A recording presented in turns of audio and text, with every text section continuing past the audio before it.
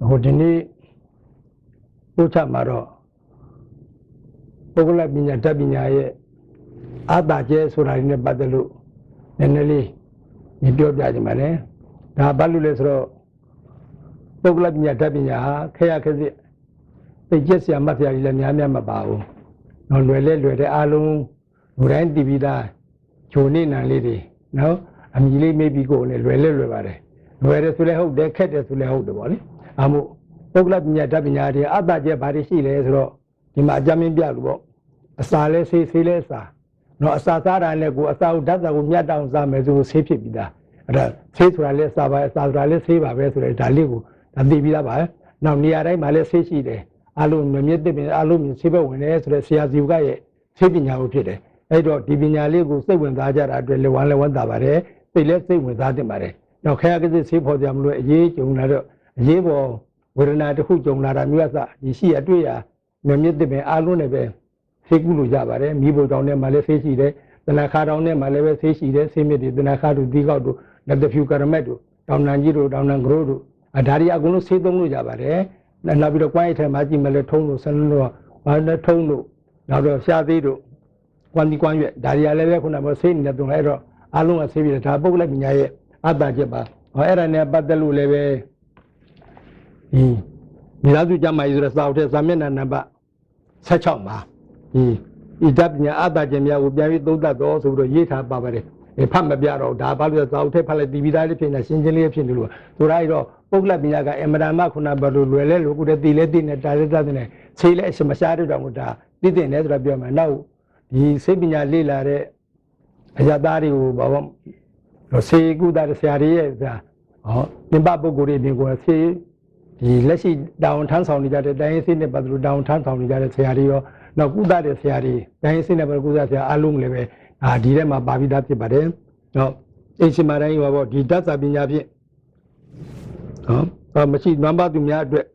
Pune Umbang, we go to Zagunane, Yama Dasa Binyabi. Idumia, Jama is some will be an Ezra Tananga, Imagine Male Bavare, dancing Binyabi.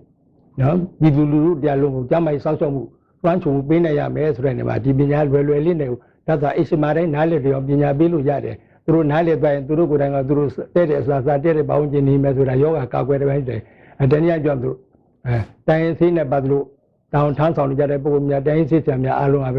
Goya Lunarigu, dancing a Kagway would have been an answer by Maladia, other Jeremada, Babida, Velabubina Bilu Yadu, I was one of Dibialia. Would I do that in any type of day? Dancing let that in a, you must say with a jump by leather alum, Padine, and Dali, a gentle Jandibare, a Zamina about such a Machida or a party like Dividapino, a Chingo, Mania Machine of our Ola, and Daro, Ogla Tabinaga, a chassis, Lucaga, a sip of the other job, you were going to the Gulu Yadre, Ada Jacli, a Jamil of a Nene, or Lila, Sibinia, the Ujame Boguri, at their own, a Jamil of the Nisan the Bomine, Gobia Dipsibare, now the Bogla Binia Sabuno, so I never do relay, you know. The concept Google Nega, non syllable, Sanyanima, Samadu, Yigabare, Arabadro, so do I build to Embrangone, Salati Silas and Yara Masashi, Relu Silation and the Siaziva Binadro, and Lotadine, which no good and left with a Bogla Binago, Kaucha Biro stay with Alu, Lila Gavare. No, Lila Gadania Maguna Mandeli, Diane Sidaguma, and Odone, Katigata Nabupine, downtown sawing anima, the Bogla Binago, Lila Jiluzu. Mandalay and Nidway Ma, Boglabina Tabina, Ude,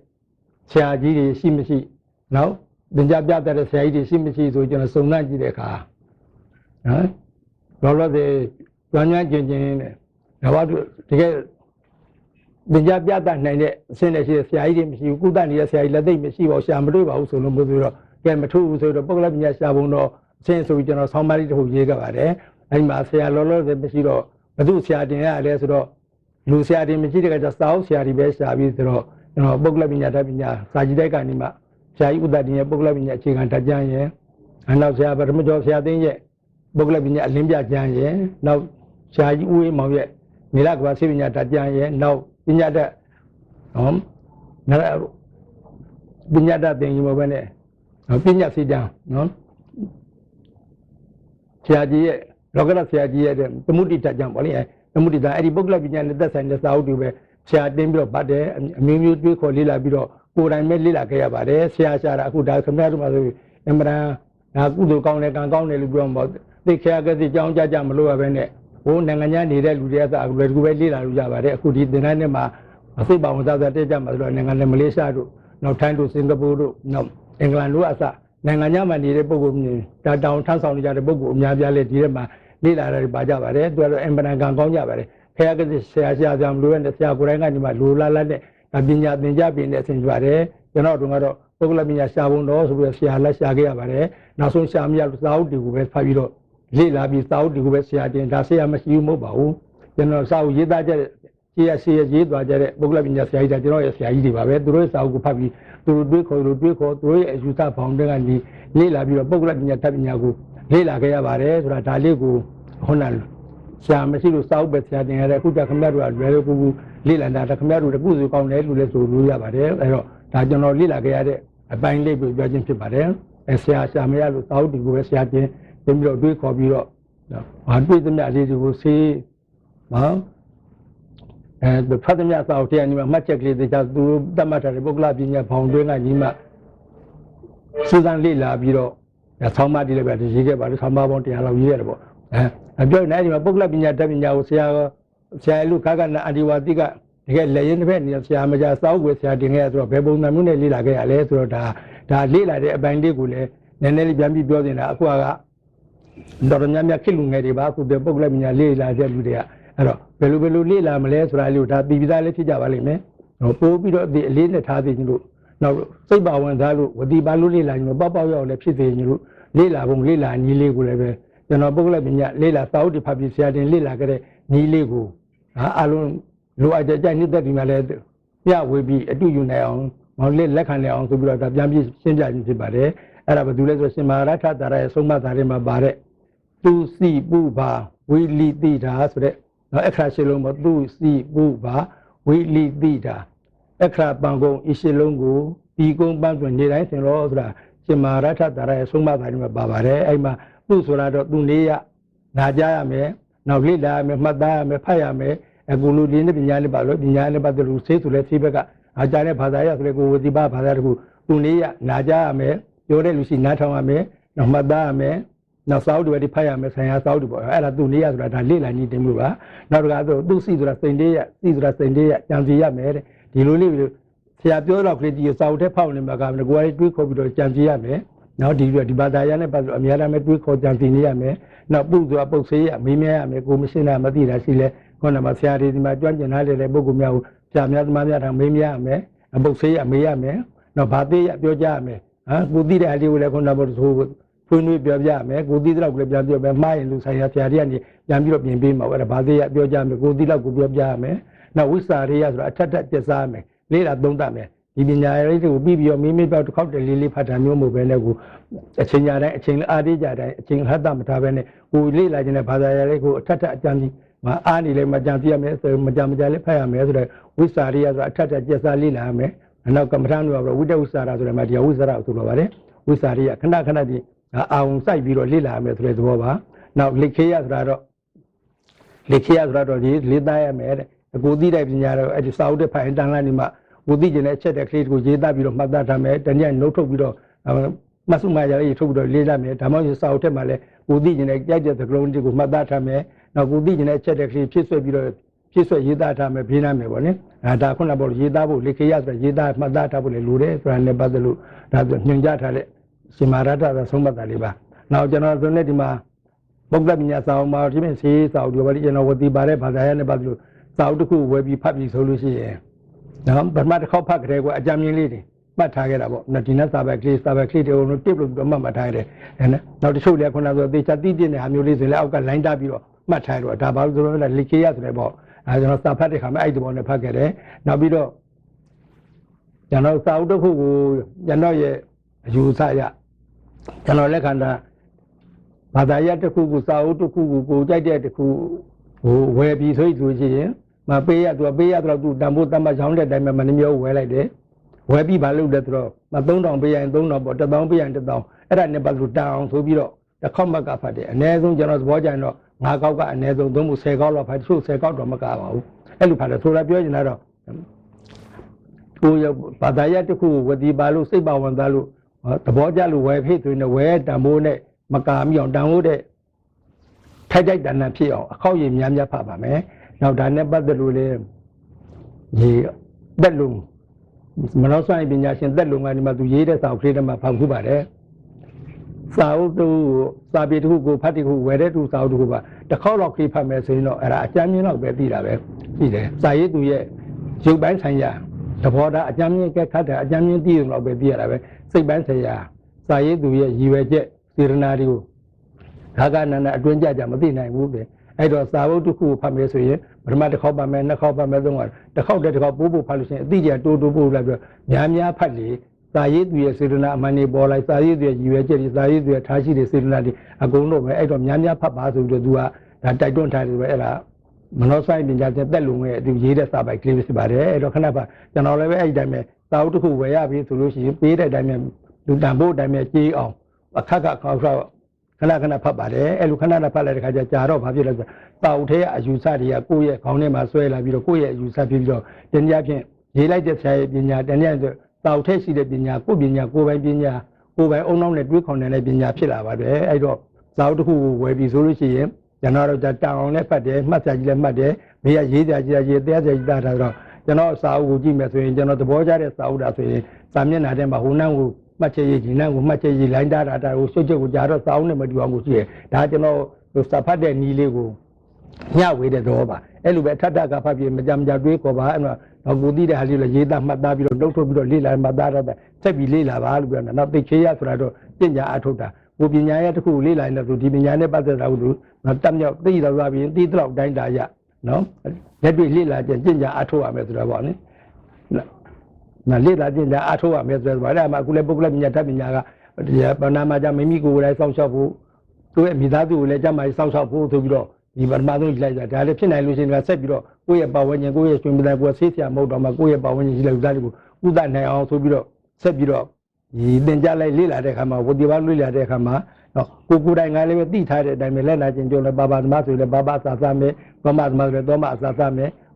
ကိုယ်နဲ့တည့်တဲ့ပါဝင်ခြင်းဘာဘာဆိုသောမပါဝင်ခြင်းသောမသမားဆိုလဲဘာဘာပါဝင်ခြင်းမယ်အဲ့လိုနေမယ်ဆိုကိုယ်တိုင်လည်းလက်တွေ့ကျင့်ကြံထုတ်မယ်ဆိုလို့ရှိရင်တော့သိယုံနေမကပဲနဲ့အတိအနေမှာလက်တွေ့အကျိုးမြတ်ပြီးလက်တွေ့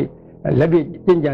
ဒီပေါ့သိခေရဆိုကျင့်သုံးခြင်းအပြင်ကိုယ်တိုင်လက်ရှိကြမ်းပါခြင်းဆိုတဲ့အထောက်ဒီအကျိုးတရားတွေကိုရမှာဖြစ်ပါတယ်ကိုယ့်ရဲ့မြေကိုယ်လည်းကြမ်းပါမယ်ကိုယ်မှုသားလည်းကြမ်းပါမယ်ပတ်ဝန်းကျင်ကိုလည်းကြမ်းမယ်ကဲတဲ့နိုင်ဆိုတော့ဆိုတာတတ်တဲ့ပညာလေးကိုလက်တွေ့ကျင့်ကြံအထောက်ပါလက်တွေ့သုံးချပါလို့ဒါသိခေရဆိုပြောကြဖြစ်ပါတယ်ဒါစင်မာရထတာပြောပါတယ်ပါနောက်ဒါတွေကဆောင်းထားရိုက်ဖတ်ပြီးပြောက်နောက်တရနေ့တလားနဲ့ဒီလိုပြီးသွားတာမဟုတ်ဘဲနဲ့အဲ့ဒီပညာတွေကိုသဘောကျလို့ရှိရင်ဒါသာဝရသုံးနိုင်တဲ့အနေထားကြီးအကိုတိုက်တဲ့အနေထားရှိတယ်လို့အသုံးတဲ့တယ်လို့ယူဆိုင်တော့ဒါလေးကိုအများအားရနေတော့ပြက်စရာကြည့်ကြမှတ်စရာချင်းမှတ်ထားပြီးအကုန်ဆောင်းထားပါဆိုပြီးတော့ဒါဇေမာရထတာနဲ့သူစီပုပါဝိလိတိတာအခရာပံကုံအရှိလုံးကိုဒီလုံးပတ်တွင်နေတိုင်းဆင်လို့ဆိုပြီးတော့ဒါဘာသာရပ်တစ်ခုကိုလေ့လာပုံလေ့လာနည်းအနေနဲ့တော့လမ်းညွှန်ထားတာလေးဆိုရတယ်ကျွန်တော်လည်းဒီပုဂ္ဂလပညာတတ်ပညာကိုဆရာရှားပြီးတော့ဆရာမရတော့စာအုပ်တွေပဲအထပ်ပါတယ်ဒီမှာခုညွှန်ပြကြတယ်သူစီပုပါဝိလိတိတာတဲ့အခရာပံလုံးဤစုံဒီကုန်းပန်းတွင်နေတိုင်းဆင်တော့သူအားရှိတဲ့ဒီပညာပဲဖြစ်တဲ့ဒါကိုပဲဖတ်အချိန်ရတိုင်းဖတ်ပြီးတော့မှတ်တဲ့သားတွေလေ့လာတယ်နောက်ပဲလက်တွေ့လည်းပဲတန်းတော့လိုက်နာတယ်နောက်ပြီးမှတ်သားဆောင်တတ်တယ်ဒါလေးကတော့လေ့လာပုံလေ့လာနည်းလို့အကြမ်းမြင့်နေနဲ့ဒါအခုစပြီးတော့ပုဂ္ဂလပညာတတ်ပညာလေ့လာတဲ့မှာပုဂ္ဂိုလ်မှာဆိုတော့မြင်းနဲ့လေ့လာပါအကျိုးရှိပါလိမ့်မယ်ဆိုတာလေးကိုပြောလို့လေ့လာပုံလေ့လာနည်းလေးကိုဒါသင်ပြခြင်းဖြစ်ပါတယ်ဒါကတော့မိတ်ဆက်အနေနဲ့ပုဂ္ဂလပညာတတ်ပညာအတ္တချက်ကိန်းနဲ့လေ့လာပုံလေ့လာနည်းလေးကိုအကြမ်းမြင့်ပြောပြတယ်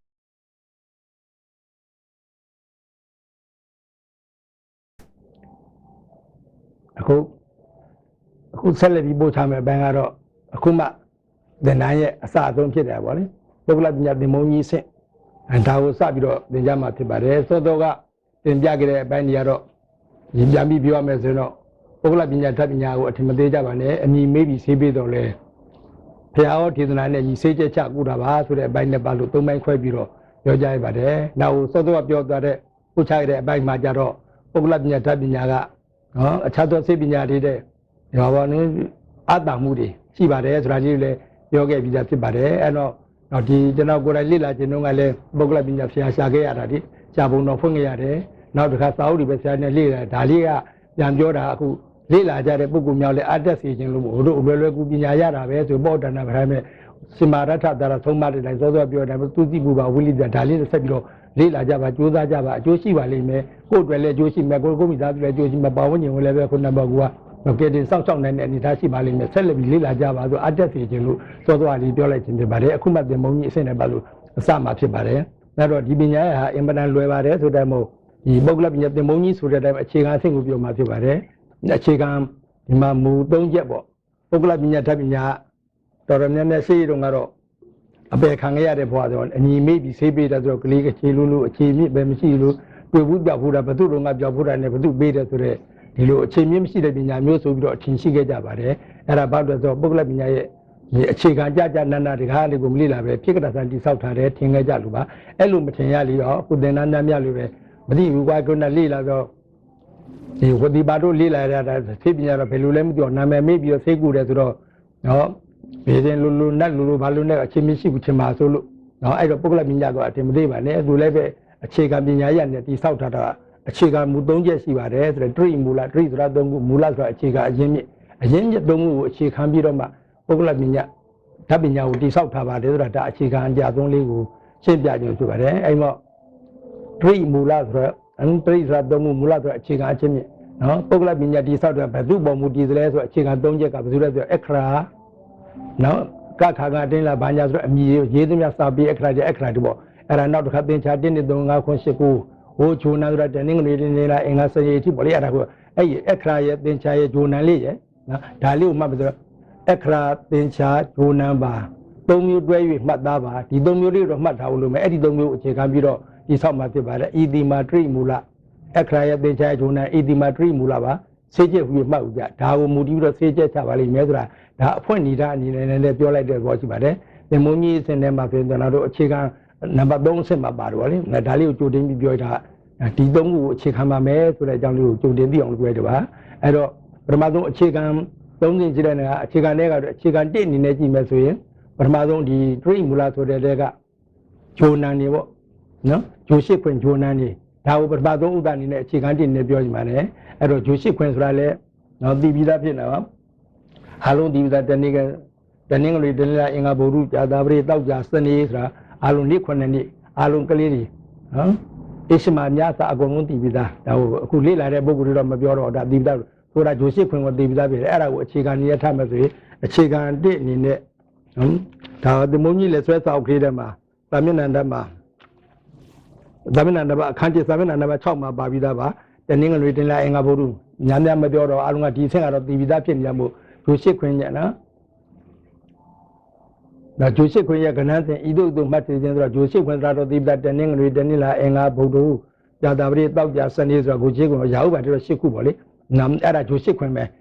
ဂျိုရှိခွင်ရဲ့ကဏ္ဍအနေနဲ့သိချင်တာဒီမှာပြောနေဂျိုရှိခွင်ရဲ့ကဏ္ဍစဉ်ကိုသိချင်မှာဘယ်လိုသိမလဲဆိုတော့ဒီကလို့ဒီမှာပြမယ်ဆိုရင်ဒီ6ဆိုရင်6ကဘာလဲဆိုတော့ကဏ္ဍစဉ်တော့သိတာ6တော့သိပြီအဲ့လိုဆိုရင်ဂျိုအနေနဲ့ဘာကြည့်မလဲတောက်ကြသိရမယ်ဒီမှာ1ဆိုရင်ဘာသိမလဲတနင်္ဂနွေလို့သိမယ်2ဆိုရင်တင်းလာသိမယ်အဲ့လိုဂျိုရှိခွင်ရဲ့ကဏ္ဍစဉ်လေးတွေကိုသိချင်ဤသို့မှတ်သားပါဆိုပြီးတော့ဒီကလက်ချိုးတော့ဒီစာထဲမှာတော့ရေးထားတာတော့ဟုတ်တယ်နော်ဘာဝဂျိုရှိခွင်ကိုရေးကြည့်မယ်ဆိုရင်တနင်္ဂနွေဆို1လို့လည်းညောတနင်္လာဆိုရင်2ဟော2ချောင်းပါလေပေါ့တန်အင်္ဂါဆိုရင်3ချောင်းဖြစ်မှာပေါ့အဲ့တော့အင်္ဂါဆိုရင်အင်္ဂါရဲ့ကဏ္ဍစဉ်နံပါတ်စဉ်ကိုသိချင်တဲ့ပိုင်းနဲ့နံပါတ်သိမှာဆိုတနင်္ဂနွေတင်လာအင်္ဂါဆို3ကဏ္ဍပေါ့အကြာတာပရိသိမှာဆိုတနင်္ဂနွေတင်လာအင်္ဂါဗုဒ္ဓကြာတာပြီးတော့5ကဏ္ဍပေါ့ဟို6ကျော်ဆိုတော့တောက်ကြဆိုတော့ဘာတနင်္ဂနွေတင်လာအင်္ဂါဗုဒ္ဓကြာတာပရိတောက်ကြဆို6ကဏ္ဍပေါ့အဲ့ဒါလိုတည်ပြီးသားဒီအဲ့ဒါဘာလို့သိမလဲဆိုတော့ဒါတည်ပြီးသားထပ်ပြီးမှတ်သားစီပြောရတော့ဗောလေဟိုလက်ညှိုးချိုးပြီးရေချိုးရဲ့လက်ညှိုးခဏကြီးရှိသလောက်ဟာသူ့ရဲ့ဂျိုနံပါတ်ရဲ့ဂျိုရဲ့နံပါတ်စဉ်ပဲဖြစ်ပါတော့ဒါလေးကိုအပိုင်းအခြေခံ1အနေနဲ့ရေးထားတည်ပြီးသားဖြစ်လို့ရှိပြီလို့မရှင်းတော့ပါဘူးစာဖတ်လိုက်တည်ပြီးသားလေးပဲဒီထက်ကလည်းတည်ပြီးသားသို့တော့တည်ပြီးသားဆိုကြောသားပြန်လည်းမပြည့်စုံပါလို့အခြေခံလေးပြောတာအဲ့လောက်ပဲဖြစ်ပါတယ်နောက်အခြေခံ2အနေနဲ့ဆက်ပြီးပြောချင်တာတော့ဒီမှာ1 2 3 4ခဏစဉ်3ည5 8ဆက်စီခြင်း3ညလည်းနောက်ဆုံးတစ်ခွင်6ကိုရေးဂျိုဒီနီယာအလွယ်လေးတယ်ဟုတ်မလားအဲ့တော့ဂျိုစင်အနေနဲ့ကတော့ပြောမှတနင်္ဂနွေတနင်္လာအင်္ဂါဗုဒ္ဓကြာသပတေးတောက်ကြစနေနောက်သူကထဲမဲ့ရာဟုပေါ့လေ8ခုပေါ့ဂျိုနဲ့ဆိုအဲ့ဒီ8ခုတော့အစင်လိုက်ကတော့တည်သွားပြီအဲ့ဒီအစင်လိုက်ကအခုပြောသွားတဲ့အစင်ဂျိုစင်တွေက1ကနေ8ဒီဂျိုစင်တွေကတောင်းအရက်အနေနဲ့အရက်8မျက်နှာနဲ့ခွဲတဲ့ကကြဘယ်ပုံစံမျိုး ဘယ်ဂျိုကဘယ်ရက်မှာဘယ်တော့မှနေရမလဲဆိုတာနဲ့ပတ်သက်လို့ဒါတော့ဒါသတိထားတဲ့လူလည်းသိပြီးသားအခုလေးလာနေတဲ့ဒီပုဂ္ဂလပညာလေးလာတဲ့လူတွေတော့ဒီအဆင့်ကိုသိပြီးသားလို့ယူဆပါတယ်သို့တော့ဒါလေးအခြေခံဖြစ်ဝင်ပြီးမှဆိုရင်တော့အဲ့တော့ကျွန်တော်တို့မှတ်ကြတော့တင်းတနင်္ဂနွေတင်လည်းအင်္ဂါဗုဒ္ဓကြာသပတေးတောက်ကြစနေရာဟုဆိုပြီးအစင်လိုက်ရှစ်ခုမှတ်ခဲ့ညာတော့လည်းပဲဂျိုနီယာတတ်မှတ်တဲ့အခါကျတော့အဲ့လိုအစင်လိုက်ကြီးမတတ်တော့မတတ်မှတ်တော့ပဲနဲ့ဘယ်လိုတတ်မှတ်လို့တော့1 2 3 4ခဏန်းစဉ်အဲ့ဒါတော့1ရက်2ရက်3ရက်4ရက်ရတော့ခဏန်းစဉ်အဲ့ဒီတိုင်းပဲဆက်ရေးလိုက်အဲ့ဒါပြီးပြီဆိုခဏန်းအစင်ပြီးလို့ရှိရင်ဘယ်ကိုဆက်သွားမလဲတော့9 6ခွန်8မသွားတော့ပဲနဲ့3ညသွားမယ်3ညဆိုတော့9ခဏန်းပေါ့3ညပြီးလို့ရှိရင်9ကိုသွားမယ်နော်3ညပြီးလို့ရှိရင်9ပြီးလို့ရှိရင်8ကိုသွားမယ်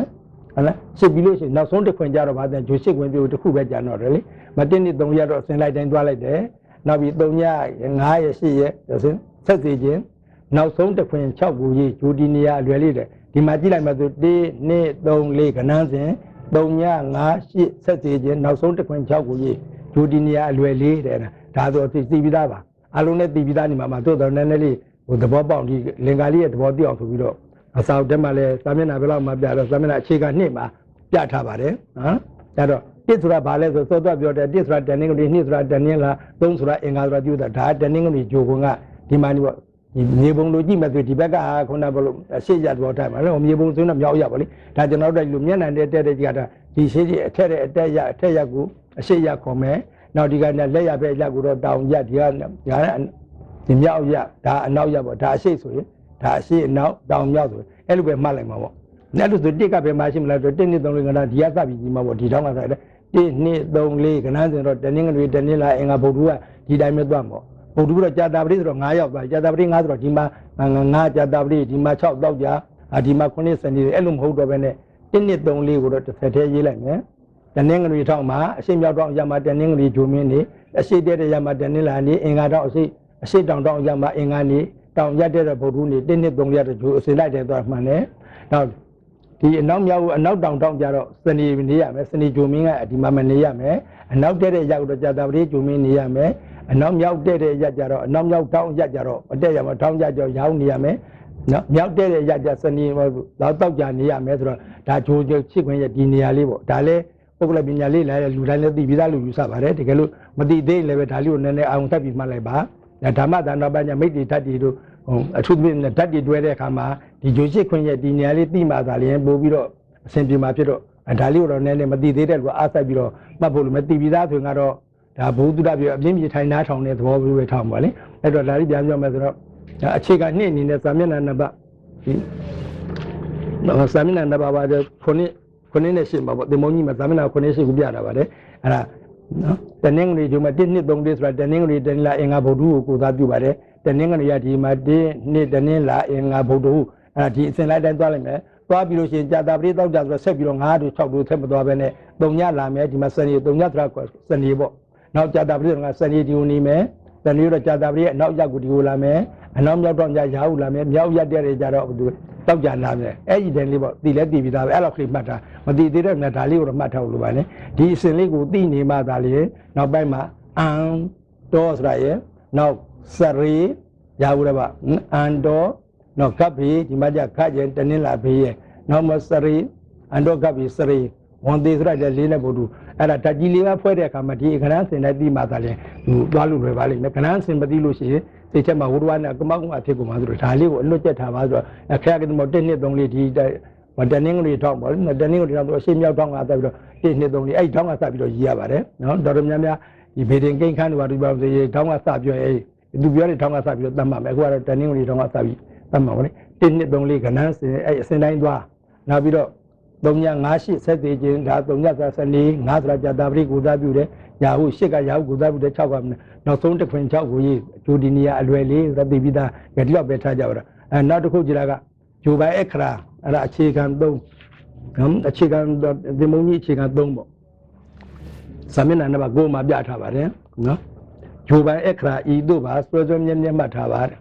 ်အရေးကြီးတာဒီဘိုင်းကပို့ပြီးအရေးပဲစောတော့အဲ့တော့တနင်္ဂနွေတင်လာသိပြီးသားဟိုဂျိုဒီနီယာလေးတော်များများသိပြီးသားအဲ့ဒါဒီဂျိုဒီနီယာတွေကခုနဘယ်မှာကြည့်ဆိုရှင်းမျက်နှာဖျားကိုရက်ဒီသားမှာရှိတဲ့ရှင်းမျက်နှာဖျားမှာသွားကြည့်လဲတနင်္ဂနွေကြိုင်းမဲ့စနေရက်ကြာပရိရက်နောက်ရာဟုရတော့ကြဒီဂျိုစင်တိုင်းပဲရှိတာပါမနေကြရွှေတကုံဖျားမှာသွားပြီးကြည့်မယ်ဆိုရရှိတဲ့ မုတ်တွေကခုနကရေးထားတဲ့စစ်မျက်နှာထောက်နေမှရှိတဲ့ဂျုံမင်းတွေမှာ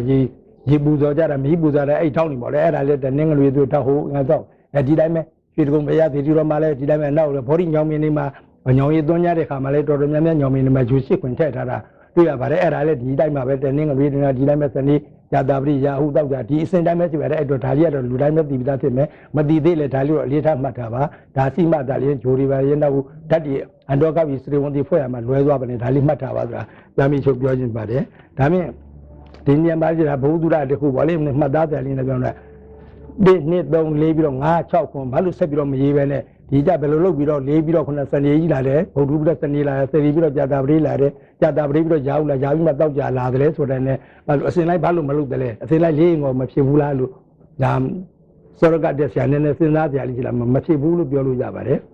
်ဒါဘာလို့ဒီလိုစီစဉ်ထားလဲကိုကရှေးရဆရာကြီးတွေအခုဒီဂျိုရှိခွင်တီထွင်ထားရတာကမနေ့တနေ့မှတီထွင်တာမဟုတ်ပဲနဲ့ဘုရားသခင်ပွင့်တော်မမူခင်ကလေးကရှိခဲ့တဲ့ကာလအာလာရတဲ့ဥရကယသိတို့နောက်မြတ်စွာဘုရားသခင်ပရမသုံးတော့ထွက်သွားပြီးတော့ကဲတရားရှာတော့မယ်ဆိုတော့ဆရာရှာတာအနော်မတောင်ကမှာကေတာဆံကေတာဖြတ်ပြီးတော့နော်ဂရိကဗမာကြီးလှူထားတဲ့သင်္ကန်းဝတ်ဆင်ပြီးတော့တရားစအားပြီးထုတ်တာဘုဒ္ဓကြီးသွားပါတော့အာရရဥဒကယသိကြီးတွေဒီမှာသွားပြီးအထုတ်တယ်အဲ့ဒါကြတာဘုရားမပွင့်ငင်ကလေးရှိခဲ့တဲ့ယသိကြီးတွေသူတို့ကိုသွားပြီးတော့အထင်မသေးနဲ့ခုနကစာရူကြီးတွေပေါ့နော်ဒီကကုရုစာရူကြီးတွေအိန္ဒိယဆိုင်တွေသူတို့ဘယ်လောက်ထိတတ်တယ်တော့ဇံဘိညာဉ်တို့ကဇံပြန်ပြီးတော့တဘိုးနဲ့သူတစ်ပါးစိတ်ကိုသိနိုင်တဲ့အဘိညာဉ်တဘိုးတွေရနိုင်တယ်သူတို့သမထမှာပေါင်းမြောက်ပြီးသားဆရာကြီးတွေဖြစ်ပါတယ်အဲ့တော့အာလာရဥဒကတို့ဓမ္မမြတ်စွာဘုရားလည်းခုနကသွားပြီးတော့ဒ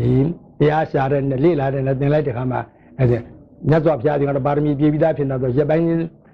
်ပိုင်းတောင်းတွေ့နေပဲအာရရဥဒကယသိတို့တတ်တဲ့ပညာတွေဇံဘိညာဉ်တိအကုန်ရသွားတယ်နော်ရသွားတယ်အဲ့လောက်ထိရသွားတယ်ဒါနဲ့မြတ်စွာဘုရားသင်္ကန်းတဲ့သုံးသက်ကြည့်တဲ့အခါဒါကကဲလို့နိဗ္ဗာန်ကိုချမ်းသာကိုပေးနိုင်တဲ့တကယ်အစစ်မှန်တရားမဟုတ်သေးဘူးဆိုတော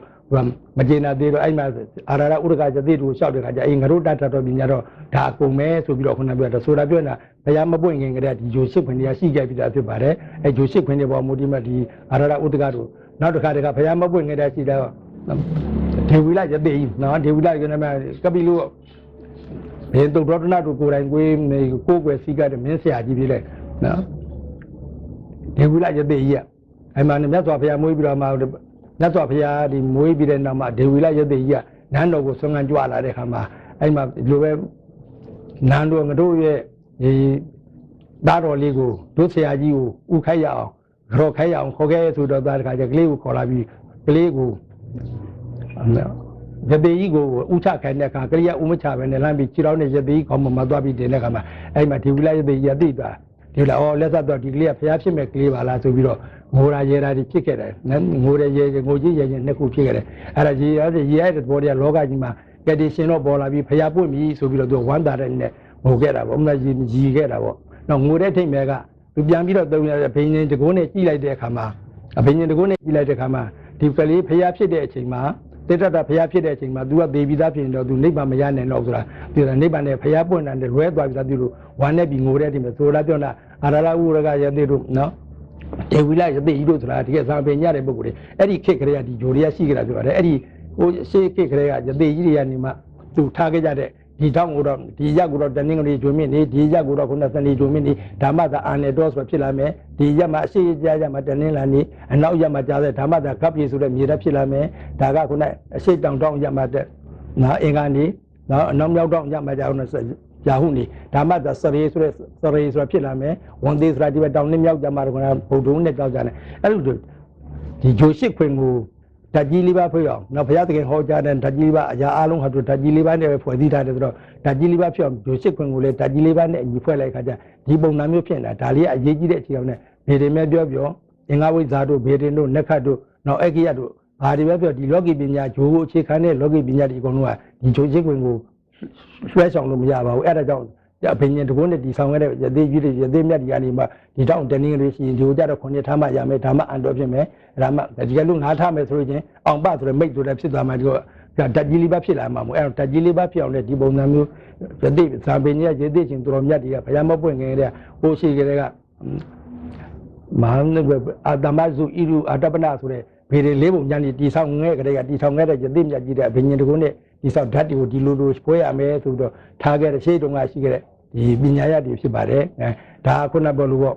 ဂျိုစစ်ခွေမှာဘာလို့အစဉ်လိုက်ကြမရှိလဲဒါလိပဲပြီးတော့နည်းနည်းဘုဒ္ဓရအနေနဲ့မသားပြလေးပြန်ပြီးပြောကြလို့မို့အဲ့ဒါကြောင့်လေးပြီးတော့ငါးမလာပဲနဲ့ခုနှစ်လာပါတယ်ခုနကခုနှစ်ပြီးတော့ခပ်ပြီးပြောလို့ငါးလာတယ်နောက်ငါးပြီးတဲ့ခါကျရာဟုလာတဲ့ကစရိဖြစ်သေးခြင်းလို့နောက်ဒီဟာက6လာတဲ့ဟာကဝန်သေးတက်ဖြစ်သေးခြင်းလို့၄နဲ့6တဲ့တွဲအဲ့ဒါကြောင့်ဖြစ်ပါတယ်ဒါလေးကိုဘုဒ္ဓရနဲ့ပြန်ပြဖြစ်ပါတယ်နောက်ခုဆက်ပြီးတော့ပြောနေတာကတော့ဇာမျက်နှာနံပါတ်9မှာရှိတဲ့ဒီမုံကြီးအခြေခံ3ကိုယ်ပိုင်အခရာဤတို့ပါဆွဲဆွဲမြဲမြဲမှတ်ထားပါဓာတ်ပညာအလွယ်လေးနံကိုသိဖို့အမိကိုမေးဆိုတဲ့ဒီလင်္ကာလေးကိုပြန်နေအဲ့ဒါပါနော်အခြေခံ3ရက်အဓိကလင်္ကာလေးပါအရေးကြီးဆုံးကတော့ဒီနေရာလေးပါနည်းနည်းအရေးကြီးတယ်စောစောအရီကတော့သိပြီးသားတွေပဲဒါဘုဒ္ဓခုနကပြောပြတယ်ဂျိုစင်ကလေးပြောပြကြဒီအားကြတော့နည်းနည်းမဲ့တော်တော်များများသိသေးကြပါတယ်အများဆုံးခုပုဂ္ဂလပညာဝတိပါလို့လေ့လာကြမဲ့လူတွေလည်းဒီပညာတော့သိပြီးသားလို့ယူဆပါတယ်နော်တော်တော်များများသိရပါသို့တော့အခုဒီညောင်နည်းနည်းလေးအကျယ်ချက်ပြောချင်တာကအခုခေတ်မှာပုဂ္ဂလပညာဓာတ်ပညာဝတိပါလို့သင်ကြားကြပါတယ်ဆိုတော့လေ့လာကြပါတယ်ပုဂ္ဂိုလ်ကြတာ250ပါဝင်ကျလောက်ရှိမှာပေါ့လေနိုင်ငံသားတွေကအကုန်ပါပါတယ်နော်အဲ့ဒီလူတွေသွားကြည့်မယ်ဆိုရင်လူငယ်တွေကများပါတယ်အသက်40 50ပါဝင်ကျလောက်ပဲဖြစ်မှာပေါ့နော်အဲ့ဒီသူတို့ပါဝင်ကျင်သူတို့ကြည်ပြင်းလာတယ်သူတို့ကျောင်းသားဘဝရောက်လာတဲ့အချိန်ကြလို့နော်တင်မုံကြီးအစ်နေတင်တာတွေကကျွန်တော်တို့တွေကတကသိကလေးငယ်ချစ်စွဲခါကြရမခါခေဘုံမလေးဘုံဆိုတဲ့ခါခေဘုံမလေးပြုံးပါတော့ဒီဒါမျိုးတဲ့တကသုံးမရေမချင်းခခရန်ဒီတိုင်းနဲ့ဒီပါဒီပုံစံမျိုးလေးနဲ့စပြီးတော့သင်ခဲ့ရတယ်မူလာတမှာသင်ခဲ့ရတာဖြစ်ပါလိမ့်မယ်ကျွန်တော်တို့ကတော့ခုနကကျွန်တော်တို့မွေးတာက1946ခုနှစ်ရော့လိုက်ရေးရမရခင်2နှစ်လူကမွေးကြတာဆိုတော့โอเคဟောင်းကလူကြီးတွေလို့ဖြစ်မှာပေါ့အဲ့မှာကျွန်တော်တို့ကသင်ခဲ့ရတာအဲ့လိုစာအုပ်တွေနဲ့မဟုတ်ဘဲနဲ့သင်မုံကြီးအစ်နေတဲ့သင်ကြတဲ့ကဘုန်းကြီးရောက်မှသွားပြီးတော့နမောဗုဒ္ဓယာသိဋ္ဌံအာအာအီအီဥအေအောဆိုတော့အဲ့ဒီကနေစပြီးတော့နမောဗုဒ္ဓယာသိဋ္ဌံကနေစခဲ့တယ်ရေးတာတို့စာအုပ်ကိုမရေးရဘဲနဲ့ကြောက်တယ်မုံဆိုတာနောက်မှပေါ်လာတဲ့ဆိုအဲ့ဒီအရင်ကြတဲ့တစ်သားပြားကြီးကိုအိုမဲတုတ်ပြီးတော့အိုမဲနဲ့ထမရည်နဲ့တုတ်ပြီးတော့ကဲကူစားနဲ့ရေးခဲ့ရတဲ့အဲ့ဒီအဆင့်ကဝါလုံးကစပြီးတော့တင်မုံကြီးပေါ်မှာလေ့ကျင့်ခဲ့ရတဲ့အဆင့်ကနေလာခဲ့တာဖြစ်တော့ကျွန်တော်တို့ကမတူအဲ့တော့ကျွန်တော်တို့ကတင်မုံကြီးအဆင့်ဆိုတာဘီ33လုံးဆိုပြီးတော့ဒီအတိုင်းပဲရှိပါတယ်နော်ဘီ30လမှာကာကြီးခါဝေခါငယ်ခါကြီးကကျွန်တော်တို့ငငယ်ဒီလိုပဲကြက်ခဲ့ရပါတယ်ကာကြီးခါဝေခါငယ်ခါကြီးကစာလုံးစလင်းစာဝဲသမ်းမြွေညဟိုတတလင်းကြီးထောက်အောင်ပဲထိုင်းအောင်ထိုင်းမှုနာကြည့်ဆိုတော့အခုခေတ်လူငယ်ဆိုဒါဒီတော်မှသူတတလင်းကြီးထောက်အောင်ပဲတူတော်မှခုနကဒါတော်တော်များများအမိမောက်တဲ့အောင်ရေးတတ်ကြမှာမဟုတ်ပါဘူးလားနဲ့ဒါကခုနကငကိုကကျွန်တော်တို့သင်ခဲ့ရတဲ့ပုံစံပြောတာပါနောက်တထထရဏတဝုံထတုံဒါရီထောက်ဆိုင်ပပမနောက်ရရလဝတဟလာကြီးကဒီ33လုံးကကျွန်တော်တို့ငယ်ငယ်သင်ခဲ့ရတဲ့ပုံစံမျိုးဖြစ်ပါတယ်ဒါဘာလို့ပြောနေရဆိုကိတ္တိပြောင်းစနစ်ပြောင်းတော့သူကသူပြောင်းနေပါပေါ့သို့တော့အခုတင်တာရှေးတုန်းကရှိခဲ့တဲ့အခြေခံနေအခြေခံပြီးတော့ဒီရှေးတုန်းကရေးခဲ့တဲ့အခရာဒီကဏ္ဍတင်တွေကိုဂျိုနဲ့ပြန်ပြီးထည့်တဲ့အခါကျတော့ဒီမှာဂျိုပိုင်းအခရာဤတို့ပါဒီဂျိုတနင်္ဂနွေဂျိုဒါတနင်္လာဂျိုအင်္ဂါဂျိုသူဂျိုတွေအသီးသီးရှိရတယ်အဲ့ဒီဂျိုတွေအသီးသီးကိုကျွန်တော်တို့ကနာမည်ကိုမေးပြီးဆေးကူမှာတော့ရှိသမျှမြည်အမည်ပညာကြိုက်တဲ့အမည်ပညာထွက်ခဲ့အဲ့ဒီဟာဆိုဂျိုတစ်ခုတည်းမှာရောက်ရမယ်ဆိုလဲအနေထားကြည့်ကြတော့အဲ့တော့ကျွန်တော်တို့ရှိတာကစာပေမှာအခြေခံအကြဆုံးကဘီ33လုံးအခရာနဲ့ဆိုအာအာအီဝေရောဆိုရင်အခရာ40လုံးပေါ့နော်တရ8လုံးနဲ့ဒီဘီ33လုံးနဲ့ပေါင်းမှဆို40လုံးအခရာခေါ်တာပေါ့အဲ့ဒီအခရာဒီအကုန်လုံးကဂျို8ကနေခွဲလိုက်ဒီတိုင်းမှာတဏှာမို့တဏှာတော့ဝင်မှာဖြစ်ပါတယ်အဲ့တော့ဘယ်အခရာတွေကဘယ်အခရာဘီသစ္စာတွေကဘယ်မှာဘယ်ဂျိုမှာသွားမလဲဆိုတာနဲ့ပတ်သက်ကြည့်မယ်ဆိုရင်ဒီမှာကြည့်လိုက်တော့ကျွန်တော်ဘုရားကာကြီးခါဝေခါငယ်ခါကြီးငါဆိုရယ်ကခါကကငါပေါ့လေအတန်တွက်တိုင်းတက်တယ်ကခါကငါတနင်းလာပိုင်းပါတယ်ကခါငါတနင်းလာကျွန်တော်တို့ကလေးတုန်းကကြက်ခဲ့ရကခါငါတနင်းလာစစညအင်္ဂါတထရစလီဆိုပြီးအဲ့လိုတခါတည်းနှုတ်တက်ကြက်ခဲ့ရတာကြီးပဲဒါနော်ကျွန်တော်တို့သင်ပေးတဲ့ဦးစင်းကြီးတွေကနေမှဘေးတဲ့အခြေခံမှုသူတို့လည်းသူတို့သိသလောက်နဲ့ကျွန်တော်တို့သင်ပေးခဲ့တဲ့သူတို့ကျေးဇူးတွေပါပဲဟုတ်လားအဲ့တော့ကခါကငါတနင်းလာဆိုတော့တနင်းလာပဲမှာရှိလို့နှစ်ကနန်းလေတနည်းချင်းကလည်းဒီမှာဆိုအဲ့ဆိုဒီအရာရှိတဲ့အရာမှာတော့ဒီပိုင်းနာဘယ်သူတွေပိုင်းလဲဆိုတော့ဒီတနည်းနာဂျုံမင်းကပိုင်းနာကဆိုလဲပိုင်းနေခဆိုလဲပိုင်းနေခဆိုလဲပိုင်းနေခကြီးပိုင်းနေငါပိုင်းနေကခကငါကိုဒီထဲမှာပဲတော့တာဝထဲမှာပါတယ်သံမျက်နှာနှစ်ပတ်ဟောအခြေခံဆိုသံမျက်နှာနှစ်ပတ်ကိုမှလည်းပဲပြီးလိုက်ပါတနည်းနာအရာမှာအောက်ကရှိတဲ့ခဏနေရဆိုတော့ကာကြီးခဝေခငယ်ခကြီးငါရှိပါတယ်အဲ့ပဲစဆိုညအင်္ဂါ3နဲ့စာလုံးရစရင်းဇာဝဲသမ်းစေညဆိုတော့ဖယ်ပါပဲအင်္ဂါဖြစ်တယ်အင်္ဂါဖယ်မှနေတာဆိုဒီအရှင်းမြောက်တော့အရှင်းတောင်တော့ညမှာကျတော့အဲ့ဒီမှာဖယ်မယ်အဲ့ဒီအကွက်ကလေးကိုနော်သမဏကိုကတရားကိုကြည့်မယ်ဆိုလို့ရှိရင်အဲ့ဒီအကွက်ကလေးထဲမှာစာလုံးစလေးဇာဝဲသမ်းနေညဆိုတာကြည့်ပါတယ်စသာတဲ့ညနော်အဲသူနဲ့ပြမယ်ဆိုရင်ဒီမှာတထရဏစသာညပြီးတော့ဒီမှာကြည့်မယ်ဆိုတထရဏတတလေးကြီးထောက်မယ်တိုင်းအောင်တိုင်းမုံနာကြည့်ပေါ့အဲ့ဒီတောင်းထပ်သူတိုင်းဒီကတထရဏစနေတဲ့ခုနှစ်တဲ့နော်စနေဆိုတာခုနှစ်ဆိုတာခွန်ခဏရေးတယ်လို့တုံညလူဖေရင်ရဲမှာတော့သူတုံညခဏလို့ရေးပါတယ်အဲ့တော့အဲ့ဒါပဲအရမှန်နေရမလဲဆိုတော့ဒီမှာကြည့်1 2 3 4ပြီးတော့ တုံညဒီရမှနေမှာပေါ့အဲ့တော့စာအုပ်ထဲမှာကြည့်မယ်ဆိုရင်ကိုအဲ့ဒီနောက်တောင်ရကခုနပြောတဲ့ကျွန်တော်ပြောတဲ့တထရဏဒီမှာပဲရှိတာတွေ့ပါတယ်အဲ့ဒီအလားတူပဲပဖာမဇာတာပရိကငါးကနန်းပိုင်နေတဲ့ငါးကနန်းပဲသူကဘယ်မှာရှိမလို့ဒီမှာရှိမယ်အနောက်ရမှာရှိပါမယ်စာအုပ်ထဲမှာလည်းအဲ့ပဖာမပြရတယ်အဲနောက်ပြီးတော့ဒါပဖာမပြီးတော့ရရနော်ရကောက်ရရပလက်ရရကောက်ရဒီနှစ်ခုကဘာလို့လဲဆိုရာဟုရောက်ဆိုရှစ်ကနန်းဆိုတော့ဒီအနောက်မြောက်ထောင်ရမှာကြည့်မယ်ဆိုရင်စာအုပ်ထဲမှာလည်းရနေရခုတဲ့အဲနောက်ပြီးတော့လဝအကြဗုဒ္ဓဟုတဲ့ဒီမှာရပလက်ရကောက်လဝကြတော့ဗုဒ္ဓဟုဆိုပြီးတော့၄ရက်ထဲမှာရှိပါတယ်လဝဗုဒ္ဓဟု၄တဲ့၄ဆိုရင်ဗုဒ္ဓဟုရမှာနဲ့ဗုဒ္ဓဟုရမှာရှိမယ်ဗုဒ္ဓဟုကနေဂျိုမင်းကြီးကဗုဒ္ဓဟုရဲ့နေရာမှာဒီလဝဆိုတဲ့သကလုံးကြီးပိုင်ပါတယ်နောက်ပြီးတော့သဟလသရဟရလာကြီးရဲ့တာလာကြီးတော့တောက်ကြနာဆိုတော့6ရက်ဒီမှာတာလာရှိမယ်နောက်ဒီကအကြတော့တနင်္ဂနွေပြီး33လုံးကုန်ပါပြီတာဟာလကညတောက်ကြနာနဲ့မှာပါဒီမှာပါမယ်နောက်ဆုံးဘုသူကြနဲ့အကြနဲ့ဘယ်ရသလဲကိုလည်းကျွန်တော်စပြောတာကခါငါတနင်္လာဆိုတော့ဒီရသာတော့ဒီတစ်ကွကြမှာလေအဲကြဆိုတော့ဘာသာတနင်္ဂနွေတစ်ခဏနဲ့အဲကြစာအုပ်ထဲမှာကြည့်လို့အာအီဥအေအောဆိုတော့တနင်္ဂနွေနာနဲ့ဒီဓာတ်တွေမှာပါပါတယ်ဒီအပိုင်းကြီးကတော့အရေးကြီးပါတယ်နော်ဒီအပိုင်းကြီးဒီအပိုင်းကြီးသိထားမှသာလေတစ်ပင်လူနာမည်ပဲပြောတစ်ပင်စီဝါရဲ့နာမည်ပဲပြောတော့တီတွေဓာတ်စာရဲ့နာမည်ပဲပြောကျင်တဲ့နာမည်ယထာကာစကြပေါ့အပဝဉ္ဇာကြီးထွက်ကျင်တဲ့နာမည်ထွက်လာပြောကျင်တဲ့နာမည်ကိုပြောလိုက်အဲ့မှာကျွန်တော်တို့ကအခုနကဒါဘာနာဆိုတာအကုန်ခွဲလို့ကြမှာဖြစ်ပါတယ်ဥပမာလည်းမောင်အေးလို့မဲ့ထားတယ်မောင်တော့ဖဲထားတယ်အေးဆိုတော့တနင်္ဂနွေအတန်ပါလားအေးဆိုတော့အတန်ပါလားဒီအရာတွေကအမောင်စိန်ဆိုလို့ရှိရင်မောင်ဖဲထားလိုက်တော့နာမည်ကပြောတယ်လူတိုင်းသုံးတယ်မဟုတ်လို့အစိန်ကိုဖြစ်မဲ့ဆိုစစညအင်္ဂါစလုံးဆိုတော့ဒီထဲမှာပါမယ်မောင်ဝင်းဆိုရင်ဒီထဲပါမယ်မောင်နုဆိုရင်ဒီထဲမှာပါမယ်မတ်မေဆိုရင်ဒီထဲမှာပါမယ်သွားပြန်နော်မတ်ကြီးတို့နော်မတ်ရင်တို့ဆိုရင်ဒီထဲမှာပါမယ်မတ်သားတို့မတ်သိန်းတို့ဆိုရင်ဒီထဲမှာပါမယ်အဆိုတာကဒီကခါငါတင်လာရပါဘယ်နံဘယ်ကနန်းကအောင်ဘယ်အခရာတွေကနော်ဘယ်ပြီးတွေကဘယ်နံမှာရှိတယ်လဲဆိုရင်အဲ့ဒီပေါ်မူဒီမှာသိရဖြစ်ပါတယ်အဲ့ဒါကဒီအပိုင်းလေးကတော့အရေးကြီးပါတယ်အခုခေတ်တော်တော်များများကာယီခါဝေးကိုအစလိုက်တော့မတင်ခဲ့ရသဖြစ်လာတော့ဒီအပိုင်းလေးကတော့နည်းနည်းလေးဒီချာခါခန္ဓာသိဖို့လိုမယ်ဆိုတော့ဒါ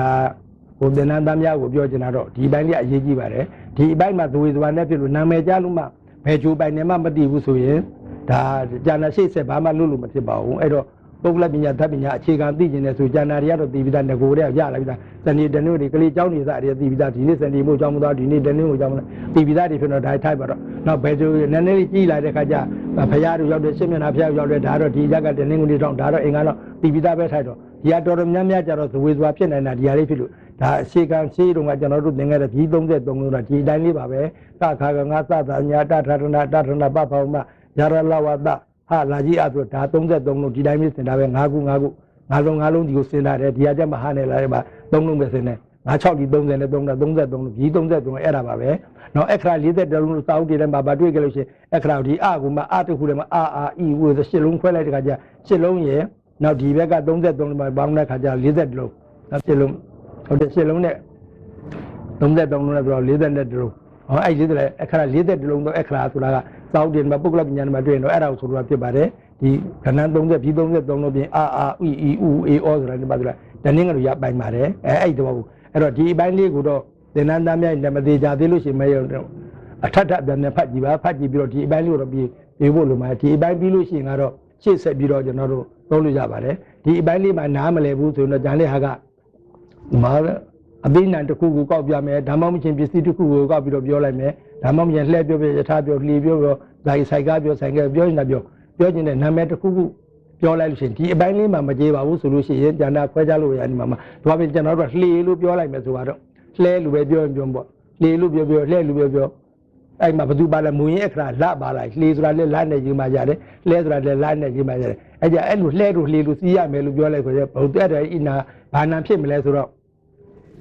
့လာဝဗုဒ္ဓဟုလေးနာနဲ့ဒီအကွက်ထဲမှာသွားကြည့်မယ်စာမျက်နှာမှာကိုကအကွက်ထဲကိုကြည့်မယ်ဆိုလဲလာဆိုတာဒီထဲမှာပါတယ်အဲ့ဒါဆိုဗုဒ္ဓဟုနာပေါ့ကျွန်တော်တို့သူ့လှဲလို့လှီလို့ယူမယ်ဆိုဗုဒ္ဓဟုနာယူမယ်ဆိုပါပြီနောက်တစ်ခါပန်းနဲ့ပတ်သက်လို့ကျွန်တော်အနတ်နဲ့ပြည့်မယ်ဆိုရင်နောက်ခန္ဓမာဆိုလို့ရှိရင်တော့မာပေါ့ဇာတာပရိကိုယူမယ်နော်ခန္ဓမာတဲ့ဟုတ်လားဒါပဲဆရာခန္ဓမာကြခံကုန်ပြီလားဆိုမကြအဲ့ဒါနောက်ရှေ့ဆက်လာမယ်လေ့ကျင့်ခန်းကြပါပါလိမ့်မယ်နော်ယူပုံယူနည်းလေးပါပါလိမ့်မယ်ခန္ဓမာဆိုရင်ဇာတာပရိကိုယူမယ်ဇာတာပရိဆိုမာဆိုတာခန္ဓမာတဲ့မာသရာပဲမပဖဖမကြာတော့တယ်ဒီမှာမာသရာဒီမှာပါမလိမ့်မှာအဲ့တော့ကြာတာပရိငါကနန်းနဲ့ပါပါငါသက်ဆိုရင်ဒါကြာတာပရိနံလို့ယူလိုက်မှာပေါ့ဟောလားတော့ပြကားစီရမယ်ယထာစီမယ်ဆိုယထာပဲထားပါတော့နော်ဂျာလေကျော်မမလေးကူတဲ့တဲမှာ မျိုးပါယထာစီးပြီးတော့တလာလုံးစီးတော့ယထာပေါ့ယထာဆိုတော့ရကိုမယူဘဲနဲ့နောက်ကထားဖို့တက်မဲ့ဆိုနောက်ကနန်းဆိုတော့နောက်ဆိုတော့ထားဆိုတော့စနေနာထားပဲမှာပါလေကြီးတထာတရဏဆိုတော့ဒီထားတွေကတော့ပါဠိဘာသာအသုံးနေတာဒီပေါ့ဒီမှာယထာရိတ်တန်တယ်ရတာထားဆိုတော့ထားပဲမှာစနေထဲမှာဒီရက်ထဲမှာသွားကြည့်စာမျက်နှာကိုမှကြည့်ဒီတောင်းကြမှာထပ်တင်လို့တွေ့မယ်အဲ့ဆိုယထာစနေနာပေါ့ဟုတ်လားအဲ့လိုလေးဒီကောဘာပြည့်ပြည့်နောက်ဆိုကစွန်းပြောမယ်ဆိုဇွန်းဆိုလို့ရှိရင်အင်္ဂါနာတိကပါမှာမယ်နောက်ခုနကကြက်သွန်လို့ပြောမယ်ဆိုကြက်သွန်ဆိုလို့ရှိရင်ဘယ်ရမလဲတတောင်ပါပါတယ်ဒီမှာတဟနော်ဒါကြက်သွန်ဆိုဒီမှာပေါ့နောက်ဆုံးကနသွန်တဆိုတော့တောက်ကြတယ်မှာပါဒီထဲမှာကျွန်မဒီဆိုအဲ့ဒီကြက်သွန်ကတောက်ကြနာလို့ယူမှာပေါ့အဲ့လိုဆိုရအခြေခံဒီဟာလေးတွေကြည်မှသာပြောချင်တာပြောစားတောက်ဆရာပဲပြောဘေးကပေါ်ဝင်ပြောတပိတိပဲတိဥတဖုပဲပြောနော်ယထာကသပြောလဲစီပဲပြောချင်တယ်ပေါ့နေပဲပြောလိုက်ပြောဒါတွေကဒီကဏန်းလေးတွေဒီအပိုင်းလေးကိုသိထားမှသာလျှင်အခုဓာတ်ချက်ချပြီးဓာတ်တို့နန်တို့ယူလို့ရမှာပြောတယ်ဘယ်နန်လေးကပါလဲဘယ်နန်လေးမှာတို့ဆိုတော့အဲ့ဒီနန်လေးပိုင်းပြီးမှနောက်မှအတော့ကပြီးတုံးဆက်ပြီးတော့သွားမှဖြစ်ပဲအဲ့တော့ပုဂ္ဂလပညာဓာတ်ပညာကိုဆက်ပြီးလေ့လာနေတာဆိုဒီအခြေခံအရာသုံးလေးဖြစ်တဲ့ပြိမူလလို့ခေါ်တဲ့နော်နေနံကိုလည်းပါတယ်ဒီမှာလည်းအခါဒီလည်းပါတယ်နေနံလည်းပါတယ်ဒါကဘောနေနံကလည်းချိုတွေပေါ့တနင်္ဂနွေတနင်္လာအင်္ဂါဘုရားပါသွားပြီလား1 2 3 4 5ဆိုတာလေနေနံတဲ့အတွက်ပါပြီသားနောက်တစ်ခါကျဒီထဲမှာအာအိဝေးရှိတယ်ဒီမှာကခါကငါတွေရှိတယ်ဒီမှာစသာနာရှိတယ်လာဝရှိတယ်ဒါလေးတွေအကုန်လုံးပါတယ်အဲ့မှာ3ခုစုံသွားပြီအဲ့ဒါဆိုရင်ကျွန်တော်တို့ဒီစာမျက်နှာပြီးတာနေမယ်ဟိုဘက်ဒီမှာဆေးချက်ချဓာတ်သာစားလို့လည်းရပြီရုပ်ဆေးနေလုံးလည်းရပြီလားညော်နော်